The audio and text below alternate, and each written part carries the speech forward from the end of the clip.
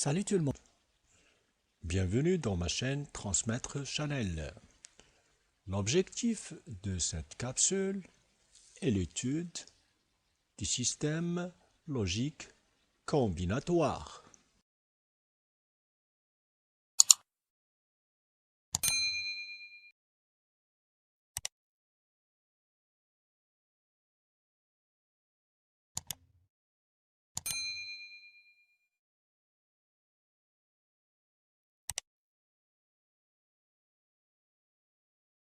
Introduction. Un système est dit combinatoire lorsqu'une combinaison des variables binaires d'entrée correspond à une seule combinaison des variables de sortie. Pour un système combinatoire, il reçoit des entrées à partir de la fonction acquérir par des capteurs d'une manière générale, spécialement les capteurs tout ou rien, et les sorties seront sous forme des ordres donnés à la chaîne d'énergie. Objectif de la logique combinatoire, c'est d'assurer l'établissement de la logique de commande d'un système. Pour cela, on a ici un système de traitement dont les entrées sont les variables A, B et C, alors que la sortie est la lampe L. Donc, pour réaliser ce système de traitement, on peut le réaliser de plusieurs manières. Je peux citer par exemple automate programmable industriel API, une carte électronique ou bien un circuit logique qui utilise les opérateurs logiques. Les variables d'entrée. Parlons des boutons poussoirs. Les boutons poussoirs imposent l'état physique du système. À cet état est associé un état électrique et un état logique. On trouve deux boutons ou bien deux types de boutons ou contacts. Celui qui établit le circuit, on parle d'un bouton normalement ouvert. Alors, pour celui qui coupe le circuit, on parle d'un bouton normalement fermé. Les variables de sortie, c'est-à-dire les actionneurs, et le matériel que va subir le résultat du traitement logique du système. Il peut prendre deux états. L'état fonctionnement, on va noter état 1 et l'état arrêt, on va noter état 0. Par exemple, pour un moteur, on a deux états. État marche, état arrêt. Alors qu'une électrovanne, on a l'état électrovanne ouverte, état électrovanne fermé.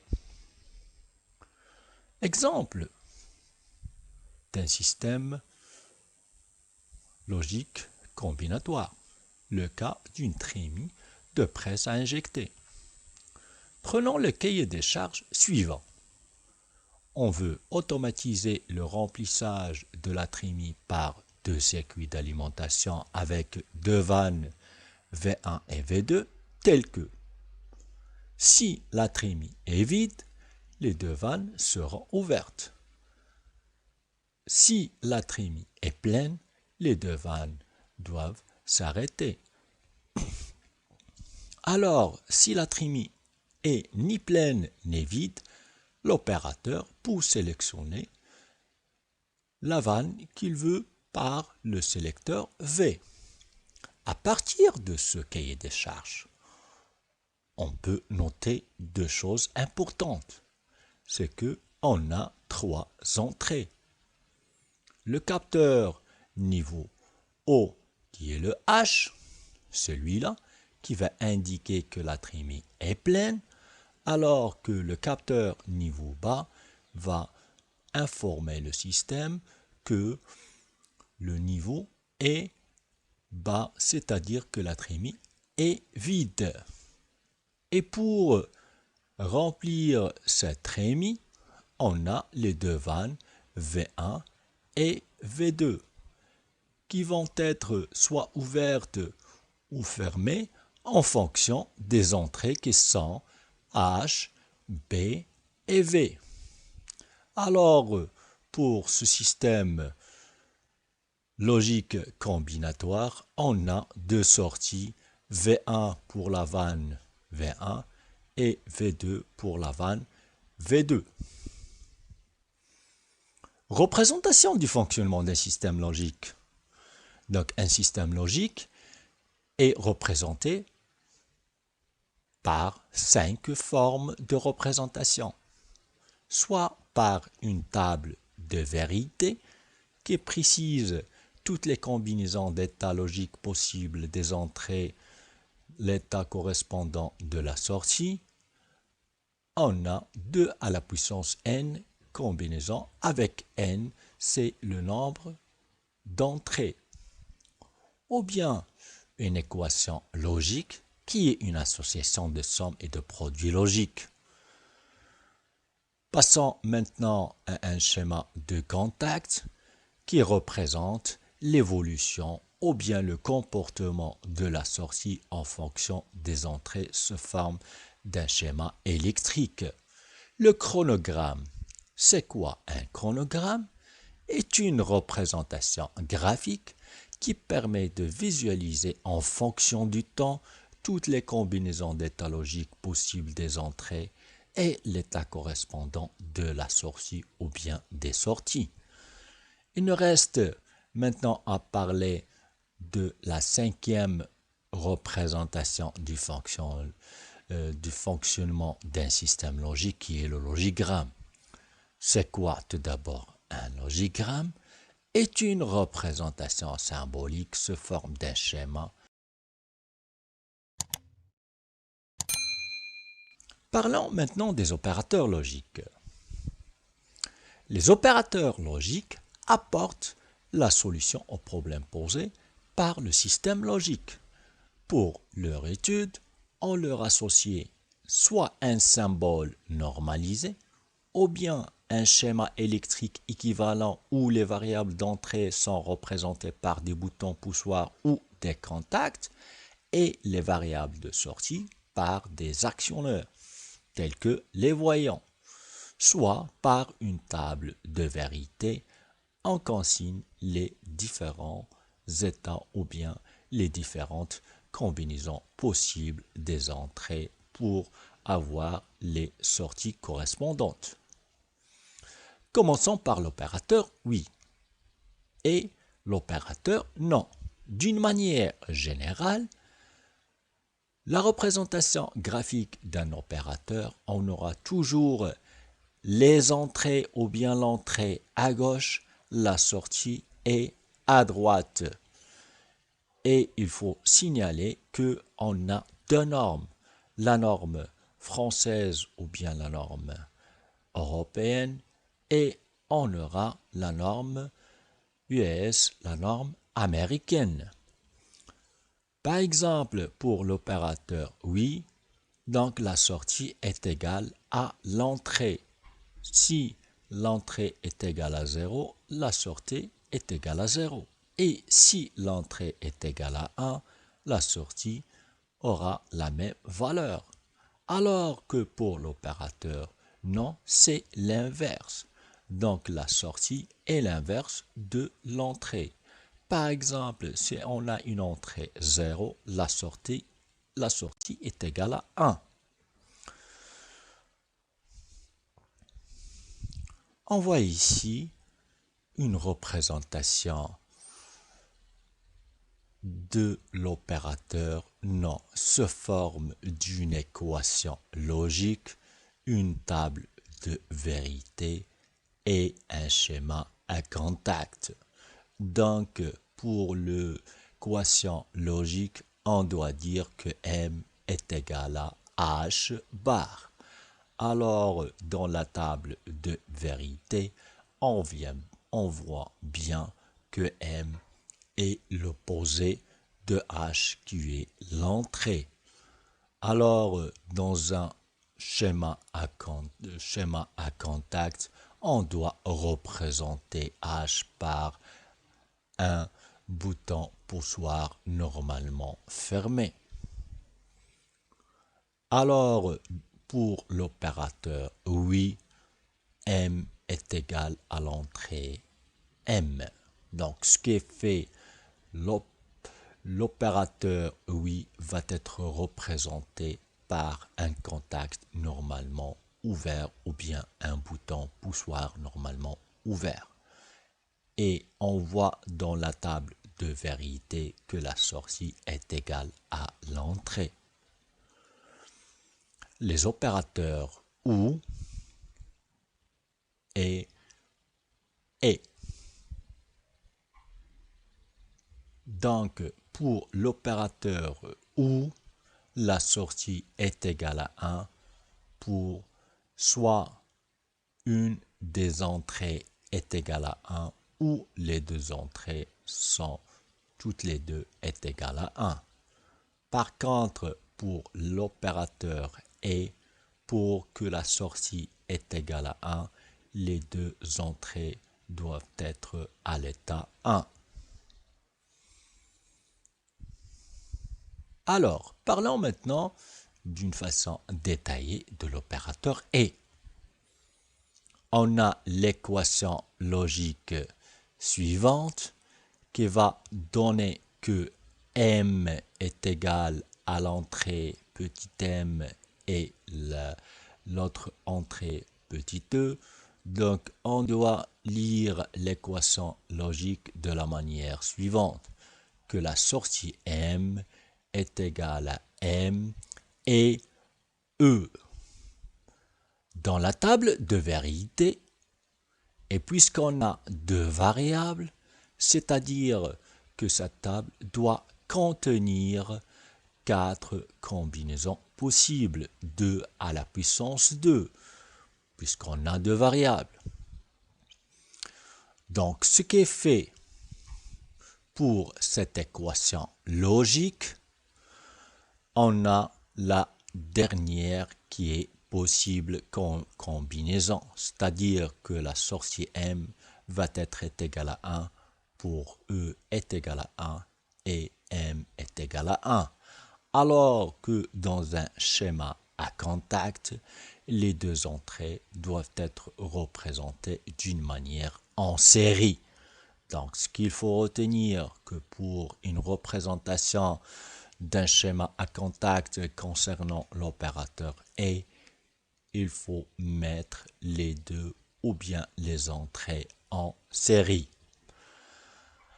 Alors, pour l'opérateur OU, on va dire dans l'équation logique que la sortie M est égale à M ou B. Et dans le schéma à contact, les deux entrées doivent être représentées en parallèle. L'opérateur le nom est. Quand on parle de nom est, c'est l'inverse ou bien l'opposé de l'opérateur et. Ce qui est fait dans l'équation logique S, on doit la lire de la manière suivante. E1 et E2 bar. Et dans la table de vérité, on voit bien que lorsqu'on a les deux entrées sont à l'état 1, la sortie est égale à 0. Par contre, pour les autres combinaisons, S est égal à toujours à 1. L'opérateur le nom OU. Pour l'équation logique, on doit la lire de la manière suivante, que S est égal E1 ou E2 bar. Et dans la table de vérité, on a une seule combinaison où S est égal à 1, telle que la première où E1 est égal à 0 et E2 est égal à 0. Passons maintenant à l'opérateur le OU exclusif.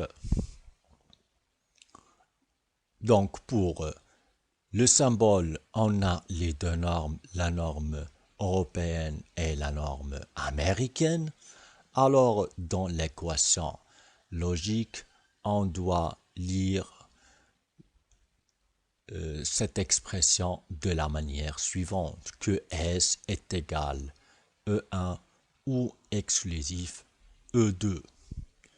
Et pour la table de vérité, que S est égal à 1 si E1 et E2 ont deux valeurs opposées, c'est-à-dire la deuxième et la troisième combinaison.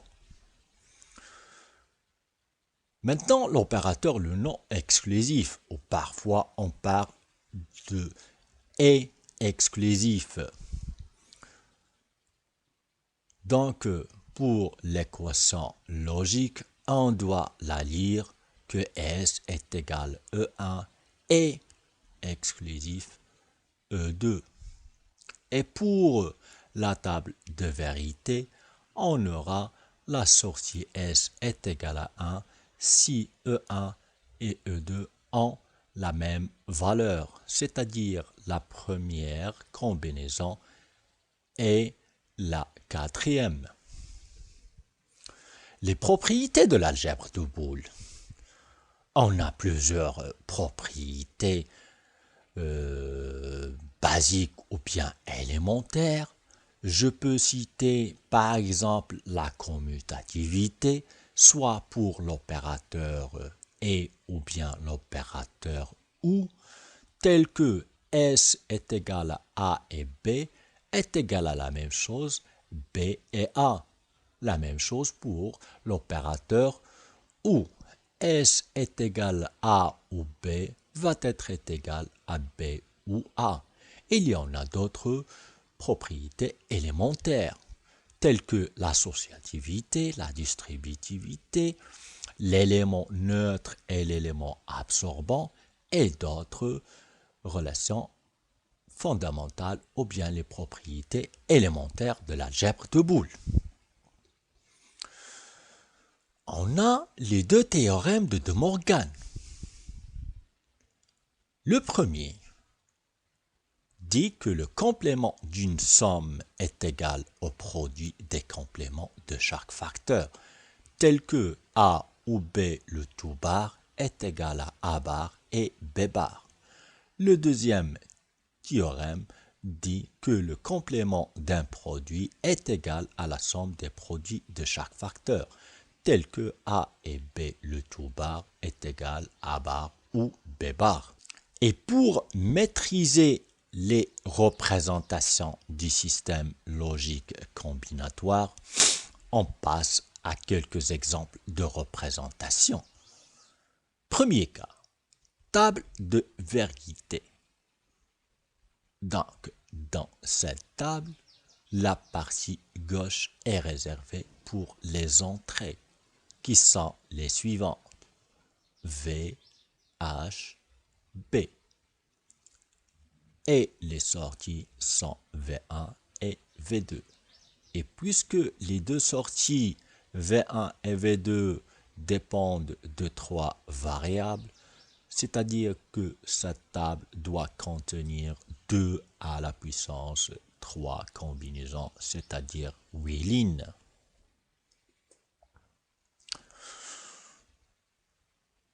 Table de vérité, la suite. On peut déterminer une table de vérité en fonction d'une équation logique.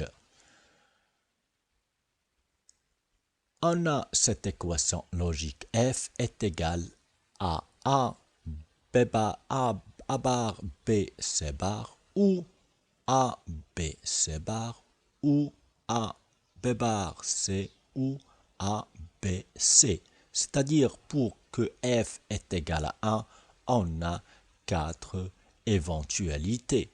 Ce qui fait automatiquement dans la table de vérité, on aura 4 combinaisons possibles où f est égal à 1. Prenons par exemple la première éventualité. On a A bar, B, C bar, c'est-à-dire que on a A est égal à 0, B est égal à 1 et C est égal à 0, c'est-à-dire cette ligne, la troisième, où A est égal à 0, B est égal à 1, C est égal à 0. Passons maintenant à la deuxième éventualité, A, B, C bar. Ce qui fait A est égal à 1, B est égal à 1, C doit être égal à 0. C'est cette ligne où A est égal à 1, B est égal à 1, C est égal à 0. Troisième éventualité, A, B bar, C, c'est-à-dire celle-ci, que A est égal à 1, B est égal à 0, C est égal à 1. Il nous reste maintenant la quatrième éventualité telle que A, B et C, c'est-à-dire que les trois variables doivent être à l'état 1, c'est la dernière ligne de la table de vérité.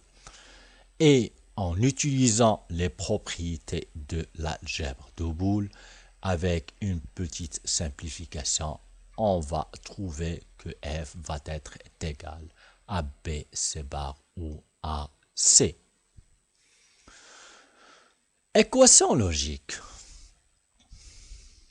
Par exemple, partant d'une table de vérité, dont les entrées sont B, H, V, les sorties sont V1 et V2, prenons l'exemple de la sortie V1. On remarque ici que dans la table de vérité, on a trois situations possibles pour V1. La première ligne, c'est-à-dire que V est égal à 0, H est égal à 0, B est égal à 0, c'est le premier terme de l'équation logique. La deuxième ligne, on a V est égal à 1, H est égal à 0, B est égal à 0, c'est le deuxième terme.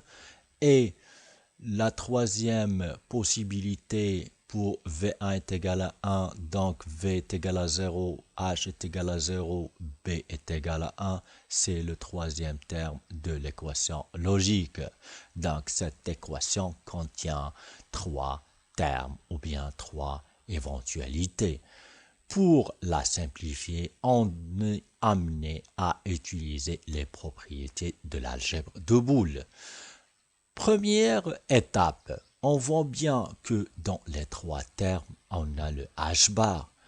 On met h-bar en facteur, on va trouver que V1 est égal à h-bar, facteur de b-bar, v-bar ou b-bar, v ou b, v-bar. La même chose pour simplifier les deux termes b-bar, v-bar ou b-bar, v, on va mettre b-bar en facteur. Ce qui est fait, on aura le résultat suivant. V1 est égal à h-bar, facteur de b-bar, facteur de v ou v-bar ou b-v-bar. Ici, on a v-bar ou v. Les propriétés mathématiques nous donnent le droit d'écrire que v ou v-bar est égal à 1. Donc, ce qui est fait, V1 est égal à H bar, facteur de B bar ou B et V. Et d'après les propriétés, on a que B bar ou B et V bar est égal à quoi? Est égal normalement à B bar ou V bar. Ce qui est fait, on aura le résultat final tel que V bar est égal à H bar, facteur de B bar ou V bar. Schéma à contact. Donc, après simplification de l'équation de V1 obtenue à partir de la table de vérité, on va concevoir le schéma à contact. Et on a dit auparavant que l'opérateur et on doit mettre les deux parties de l'équation en série, alors que pour l'opérateur où on utilise les deux éléments en parallèle. Partant de H bar, donc H bar va être représenté sous forme d'un contact normalement fermé en série avec quoi? Avec B bar ou V bar. Tout d'abord, on doit mettre B bar et V bar en parallèle, les deux qui seront en série avec H bar, et la sortie ici, on a l'électrovanne V1. Logigramme. On a vu que pour une équation logique, il faut la simplifier. On a l'exemple maintenant que f est égal à 4 éventualités. Après simplification, on a trouvé seulement deux membres de l'équation tels que b c bar ou a c bar. Alors, on va partir de la variable c. On doit la complémenter. Donc, à partir de c, on va utiliser l'opérateur non pour obtenir le c bar, qui va être en série avec b. Donc, ici, on a utilisé l'opérateur et. Pour le deuxième membre, on a a et c. Donc, partant de a et c et on utilise l'opérateur et, on aura le résultat A et C. Donc, ici, on a réalisé les deux membres de l'équation. Donc, on aura maintenant besoin de l'opérateur ou qui est le suivant pour obtenir la sortie F. Le chronogramme. Donc, à partir de l'équation logique f est égal à b bar, bc bar ou à c, donc les entrées sont représentées en fonction du temps tel que a, b et c. La sortie, on va la représenter à partir des trois évolutions des entrées A, B et C. On voit bien ici dans le premier terme de l'équation qu'on a BC bar, c'est-à-dire que B doit être égal à 1 et C est égal à 0. Et on voit bien dans la troisième colonne et la quatrième que B est égal à 1 et C est égal à 0. Donc, on aura cette partie du chronogramme. La même chose pour le deuxième membre de l'équation A et C, c'est-à-dire que A doit être égal à 1 et C est égal à 1. Donc, on a cette situation où A est égal à 1, C est égal à 1. Automatiquement, F va être égal à 1. Et il nous reste la dernière colonne du chronogramme. A est égal à 1, C est égal à 1, donc on a F est égal à 1. Pour les autres combinaisons, normalement F doit être égal à 0. Et la fin de la capsule